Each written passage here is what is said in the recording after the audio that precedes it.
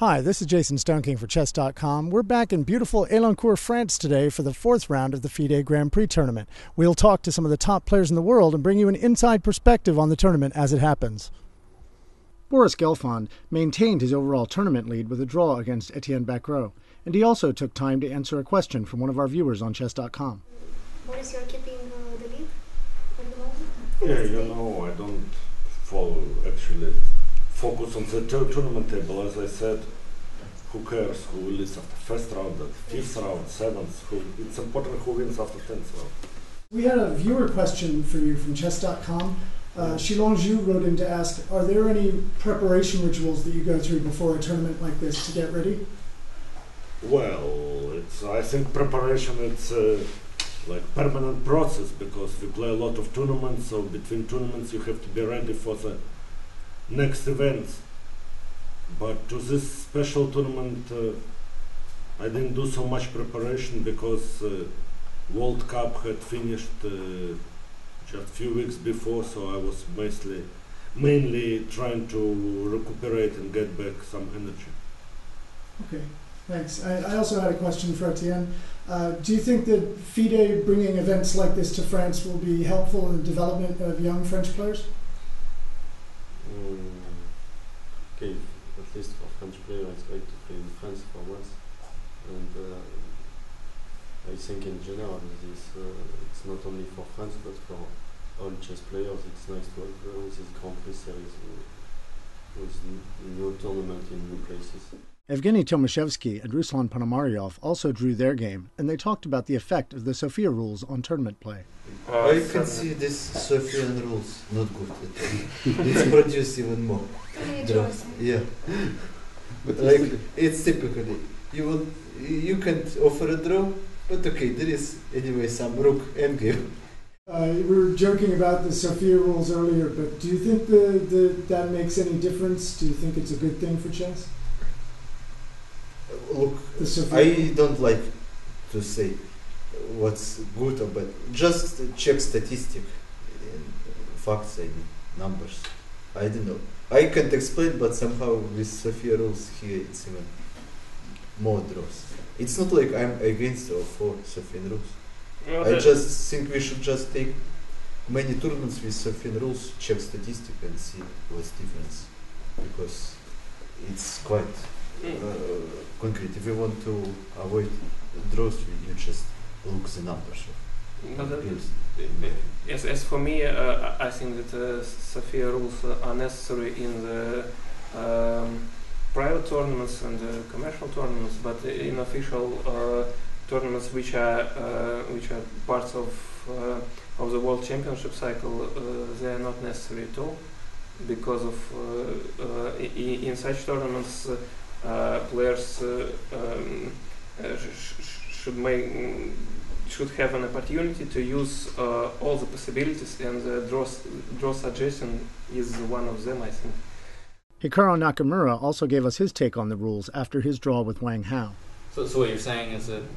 I'm just asking if you think a rule against agreed draws is impractical, or... No, I think it's fine as long as when you reach a position like the one we have here, where it's just a complete draw, players can take a draw. I mean, as long as it's okay to take a draw in a theoretical position like this, where it's rook and 3 against rook and 3, I think the rule is fine. I mean, but if, for example, that you were to say you have to play no matter what till the very end, I don't think that's practical. So as long as they allow you to take draws in, these sorts of positions, I think it's fine.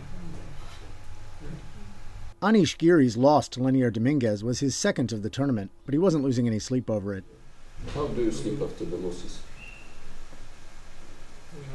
Normally, or just you have problems with falling asleep? No. I mean, if that would be my problem, after this Grand Prix series, I would completely damage my health. Yeah, that depends. But it depends. We've heard that there's a long bus trip from the venue to the hotel, and that sometimes you have to wait. Is that making things more difficult for the players? I don't think it's making things difficult. I mean, in general, I prefer to be closer to the playing hall, of course, because I'm always late and it's not enough time. Also, we are playing a bit early for my taste, but in general, it's okay. Also, you get some time to think during these 20 minutes. It's not a big problem, I think. Yeah, no, in general, it's nicer when you are either playing in the same place where you stay or you are within the walking distance. It's very nice to have a walk before the game, I think, and after. But it's not really affecting things so much. I think it's not the best to sit in the bus for 20 minutes before the game, but it's not.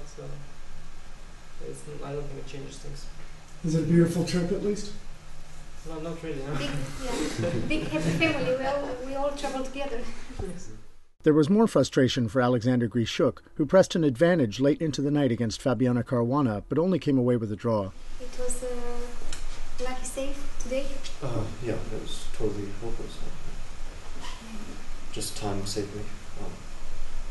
And yeah, I was totally outplayed before that. When you have to play to try to win the tournament, does it change the types of openings that you choose to use? No, not really. I mean, in general, I usually try to win tournaments, so it's not different than any other. Me too.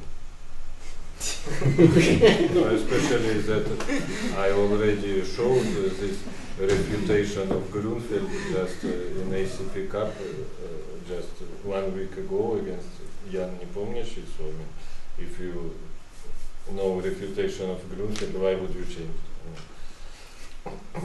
Did either of you feel like the matchup with each other was a particularly important game because you both have so much on the line this week, or just like any other game? Yeah, I think all the games are important, and this one was also critical. I mean, but I think in general the result doesn't depend on one game, and the final result doesn't depend on one game, and you can lose one game and still win the tournament, so it's not a big deal. I mean, it could be if there was, if we needed to overcome each other, but as it is, when you have to just win, it doesn't matter. So.